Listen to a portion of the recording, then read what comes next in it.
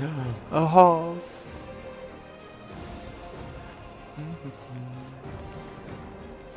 The queen gave us an order, and we can't let her down.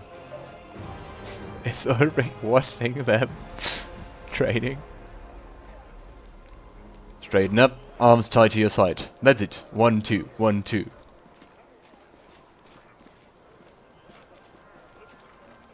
What are you looking at the sky for? You think winged demons are about to fall upon us? Huh? Sometimes they're forever. Maybe they will. But I actually just like looking at the sky. Hey, Logan Aldori. I was trying to say the Knight Commander command the Knights really fast and I almost twisted my tongue. Clouds, you know. I haven't seen them since I was a kid. I almost forgot what they looked like.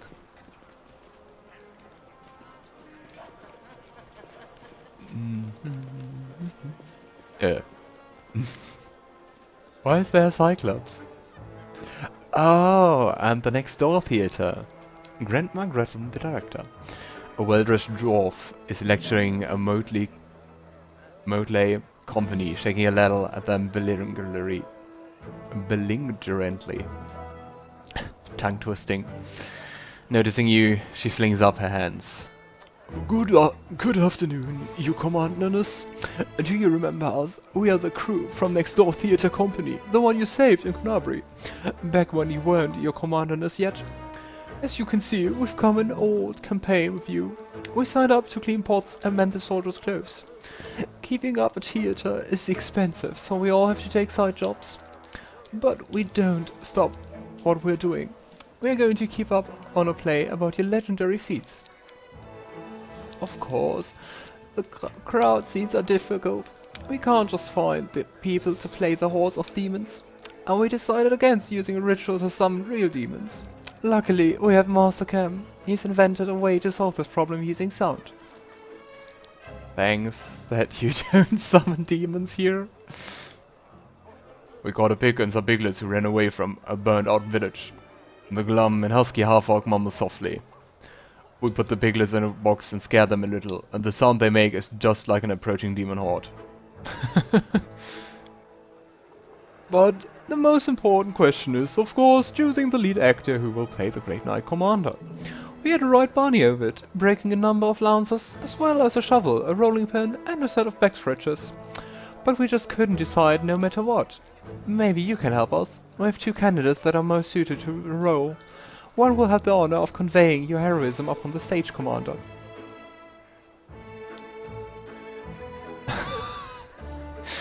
So we can choose between a gnome and a Cyclops.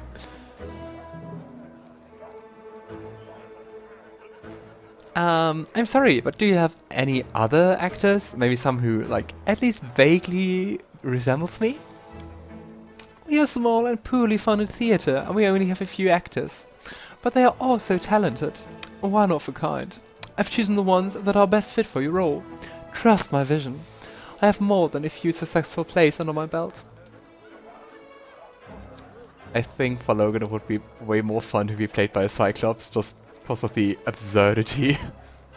So I guess a Cyclops then. He's completely tame, believe me. He has a few issues with articulation, but what a powerful physique. We make him a nice costume, wash him up, brush his hair.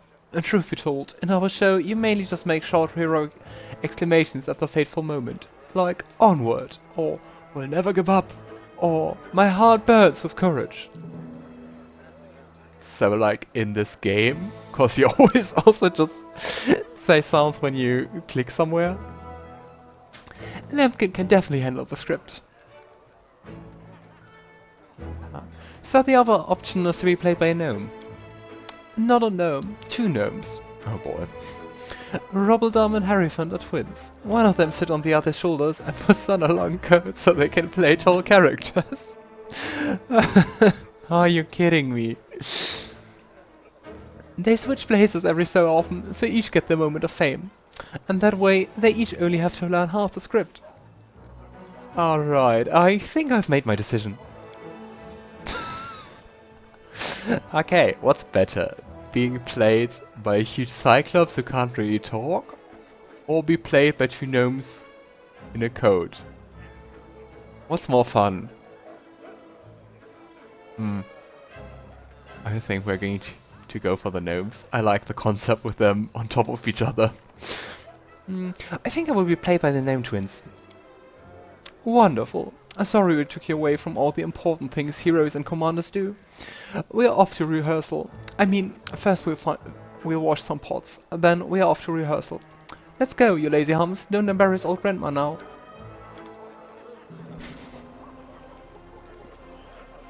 Lemkin my name. I am Ektor. Aww, the half-orc looks cute. Can we romance you? I don't think so. Do you say anything? Swordmaster, the most underrated profession. That's what I say. Says the Swordmaster. Let's see what we can do.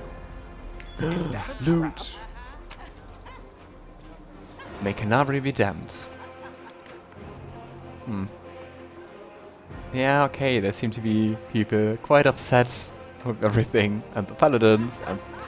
Okay, I can understand not liking Prelate Harun. And I have to say, I also get some of the frustration about Queen Galfrey. But let's not say that to Irovath. This is the supply train, and this is our quartermaster, Will Sagams. Go to him for supplies. Oh, and there's August Guam, our favorite asshole. Nobleman. Oh, it's the cleric, the inexperienced young one. Good day, do you remember me? I'm Janok, we spoke in the Defender's Art. So, you're the commander of the Crusade now. I still knows it's hard to imagine someone worthier of taking up the post than the Savior of Kenabres. May the good gods help you prevail. Okay, yeah, the first two things I will not ask. I think we already have the answer to the third one, but let's ask that. If you joined the Crusade? Don't take it amiss, but no, I haven't. I've my own task. I'm needed in Chitty Creek, a tiny hamlet which, due to some oversight, has been left without a priest these many years. I'm about to set sail for there. I'll be making my journey along Old Man Salon.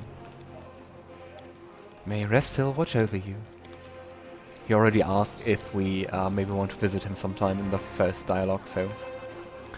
Well, do you know what the Queen does to people who keep her waiting? I don't know. I hate it. Some of those dialogue boxes are there forever, and some are like, you can't read them. I don't, but I know better than to find out. It's an honor. It sounds a bit like a mixture of a chicken and human laughter. A group of soldiers is taking loudly, laughing joyfully, and passing around a flask.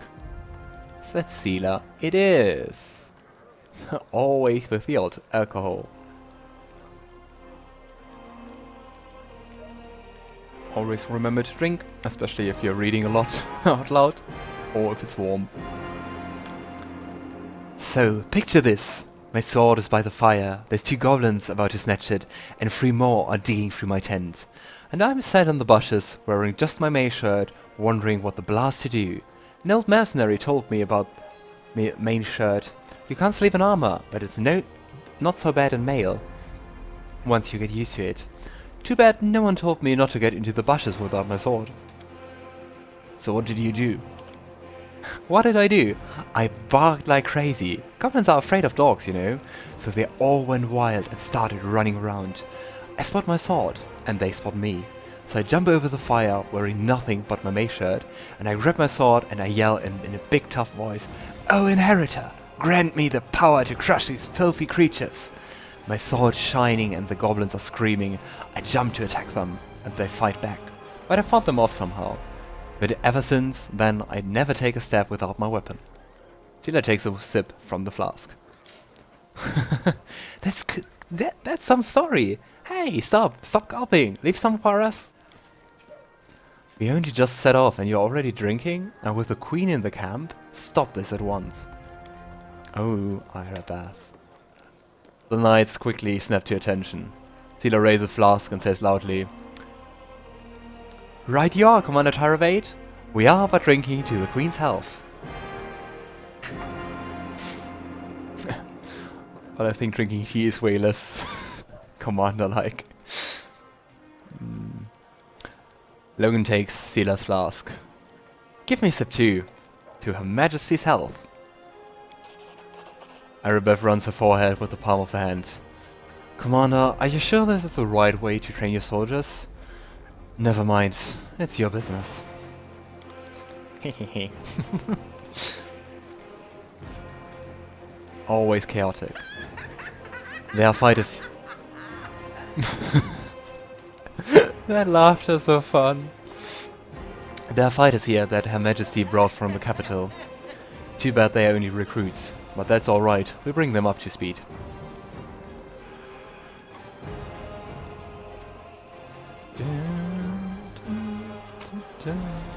Let me just see the recruits' weapons.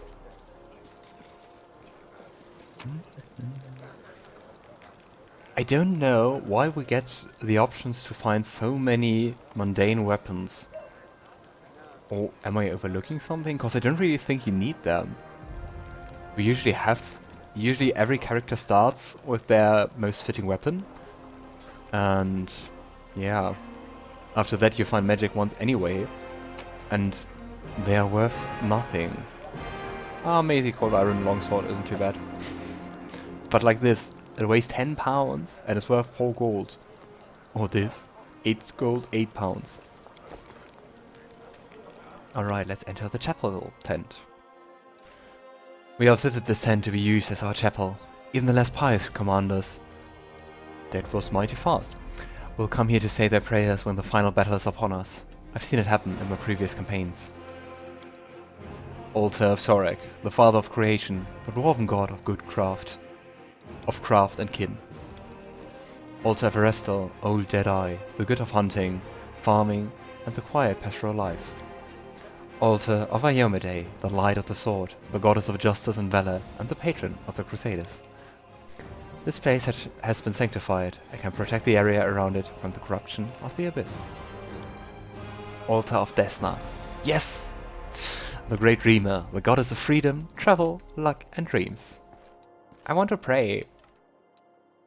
Okay, we just imagine Logan praying something. Altar of Sarenrae, the healing light, the goddess of the sun, healing, and redemption. Fun fact, the 3 good goddesses, Shelyn, goddess of beauty mainly, Desna, you just heard what she's about, and Sarenrae, also you just heard about what's her portfolio, are actually a couple. Which is quite nice.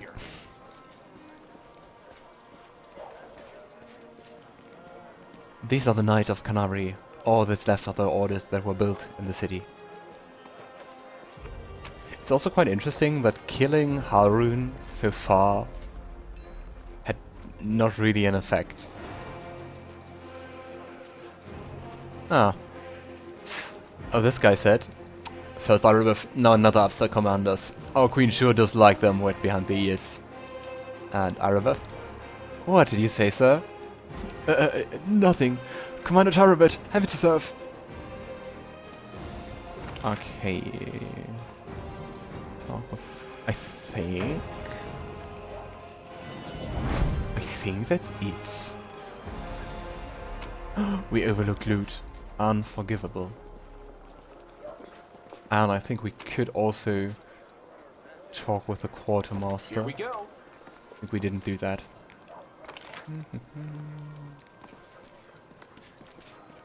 Nah.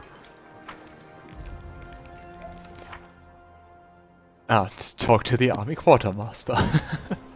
It's actually part of the quest. Oh, and we didn't speak with Daeran. That would have been terrible to overlook him. There you are, you dashing troublemaker, you. Daeran flashes you a self-satisfied smile. Our short acquaintance is coming to an end. Very soon you will depart on your crusade, where you will scrape by on horrible rations, struggle vainly to fall asleep amidst the snoring soldiers, be rudely awoken by the freezing cold, and have to look upon the dour faces of self-righteous pricks before you finally perish in the maw of some demon. I have a journey ahead of me, too. I've just rented a sailboat in the south. I've also hired an excellent chef, and a host of other entertainments. Well, to each their own, I guess. Daeran pauses, and suddenly adds in a more serious voice. You know, I'm generally sad to see you go. If it sounds like mockery, forgive me. I cannot switch off my venom gland on a whim, you see. But you intrigue me. If only we could spend a little more time together. But of course, Daeran grimaces. Not under these circumstances. Let the crusaders and the demons have each other. With any luck, they take this entire sanctimonious spectacle down with them.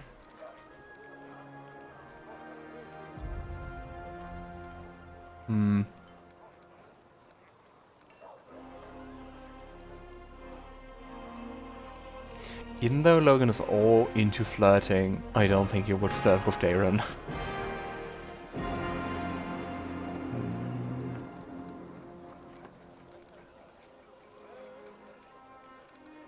I think the last one is a bit too harsh, though. I'll be blunt, you don't intrigue me. Not in the way you obviously had in mind. But you are a valuable companion. You could have stayed in my party. Who? Me? Where in this traveling sire, pardon me, in this army? Daeran offers a doubtful smile. You must be joking. Of course I won't stay. Who in his right mind would trade a luxurious and carefree life for this crusade? In any case, I intend to wait until the army departs. I do love a good send-off, especially when it is I who's staying and someone else is heading off to meet a dreary and hopeless end. Sometimes it does one good to ruminate on the unfairness of life. Well then, farewell, Commander. I assume I shall be your most precious memory on this most disgusting and exhausting road to the pointless slaughter of battle. Or, if not the most precious memory, then at least the most stirring. Daeran smirks before instantly losing all interest in you, or at least he pretends to. Yeah, would have been truly shame not to get this dialogue. With Sagans. The burly soldier with an impressive beard greets you with a broad smile. Wilson Arms, the camp quartermaster, at your service. How may I be of help? Tell me a bit about yourself. The quartermaster looks away sheepishly. There isn't much to tell, really. I was born in Kenabres, in a humble family. I got an education, taught myself to read and write. Got drafted into the army, spent 3 years as a shield bearer in the first line. I left after I did my time and joined the stonemasons guild, then moved on to the shipwrights and rose to crew chief. Sailed to Iomedae twice and returned with goods. Made some money, built a house, but I haven't started a family yet. I think I will after we're done with this war. But a few years ago, something started gnawing at me. I got this feeling like I needed to go home, that there was a storm headed for my native city. And when there's trouble in Mendef, there's only one thing to do. You go to the recruiter and sign up for the army. And so I did. At first they wanted to make me an infantry sergeant, but then they decided I'd be better fit in the supply department. I can take care of an army property, and I'm pretty handy around a warehouse, not to mention I know how to manage a band of helpers. And so, that's how I became a quartermaster. Wilson gives you a shy smile and shrugs, as if this were a wholly unremarkable story typical of any crusader. I think there are lots of steps and lots of different stations in his life. What exactly are your duties in the camp? A little bit of everything. What's an officer to a soldier? A strict father. So, what does this make a quarter halfer like myself? Something like their mom, that's what. I make sure the lads have everything they need to defeat the army and come back from battle in one piece. Wilson starts ticking off his fingers. That means food, firework, medicine, tents, men and clothes, fixed weapons. The horses have to be fed and watered, the camp's got to be fortified by the evening and broken up by the morning. I make sure the wages are paid on time and the wagon wheels don't squeak. And then there are reports. Gods, until you ask, I never realized how many duties I actually had. Do you have any idea what the soldiers actually think of their new commander? They mostly tell tales about your unusual power, but they don't shy away from talking about you as a person too. Soldiers are always like that. If iomedae herself descended from heaven, you'd bet they jabber on about how she grips the sword and how good she looks in her armor. All the soldiers talk about is your musical talent. Ah, that's good, in a way, because lots of recruits started joining us to listen to you play. Then again, if you decided to start singing in the middle of the camp, it might end a mass dereliction of duty, because even the sentries will leave their posts so as not to miss it. Ah, I also really like that there are lots of instances where they take into consideration your class. And I mean, there's so many classes in this game, it's insane. Show me what you got. Okay, mainly +1 weapons.